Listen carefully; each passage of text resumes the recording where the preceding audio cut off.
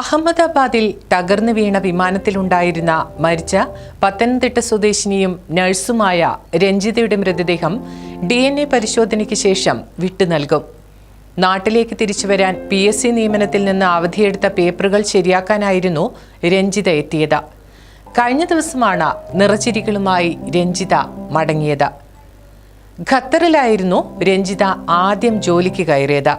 അതിനിടെ മസ്കറ്റ് ആരോഗ്യ മന്ത്രാലയത്തിന് കീഴിലെ സലാല സുൽത്താൻ ഖാബൂസ് ആശുപത്രിയിൽ നഴ്സായി ജോലി ലഭിച്ചു. 2019 നാട്ടിലെത്തി. ആദ്യ ശ്രമത്തിൽ തന്നെ PSC ലഭിച്ചു.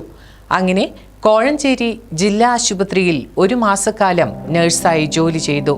പിന്നെ 5 വർഷം അവധിയെടുത്ത മസ്കറ്റിൽ. കഴിഞ്ഞ വർഷമാണ് ലണ്ടനിൽ ആശുപത്രിയിൽ ജോലിക്ക് കയറിയത്. അതിനിടെയാണ് അവിടുത്തെ കാലാവസ്ഥയിൽ പിടിച്ചു നിൽക്കാൻ പറ്റാത്തതിനാൽ നാട്ടിലേക്ക് തിരിച്ചു പോരാൻ തീരുമാനിച്ചത്. ഇതികയും ഇന്ത്യചൂടനുമാണ് രഞ്ജിതയുടെ മക്കൾ. ദുരന്തത്തിൽ രഞ്ജിത ഉൾപ്പെടെ 242 യാത്രക്കാരിൽ രക്ഷപ്പെട്ടത് ഒരാൾ മാത്രമാണ്.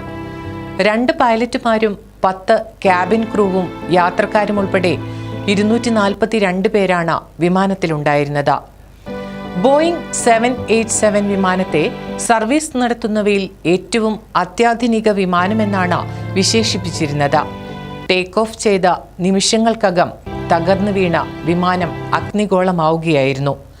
വിമാനം ടേക്ക് ഓഫ് ചെയ്ത ഉടൻ തന്നെ പൈലറ്റ് മെയ്ഡേ അപായ സിഗ്നൽ കൈമാറിയതായാണ് വിവരം. വിമാനം തകർന്നു വീണത് മേഘാനി നഗറിലെ BJ മെഡിക്കൽ കോളേജിന്റെ UG ഹോസ്റ്റൽ മെസ്സിന് മുകളിലേക്കായിരുന്നു. അപകടത്തിൽ ഇവിടുത്തെ MBBS വിദ്യാർത്ഥികൾക്കും ജീവൻ നഷ്ടപ്പെട്ടു. അപ്രതീക്ഷിതമായുണ്ടായ ഈ അപകടവും മരണവുമെല്ലാം രാജ്യത്തിൻ്റെ ഉള്ളുലച്ചിരിക്കുകയാണ്.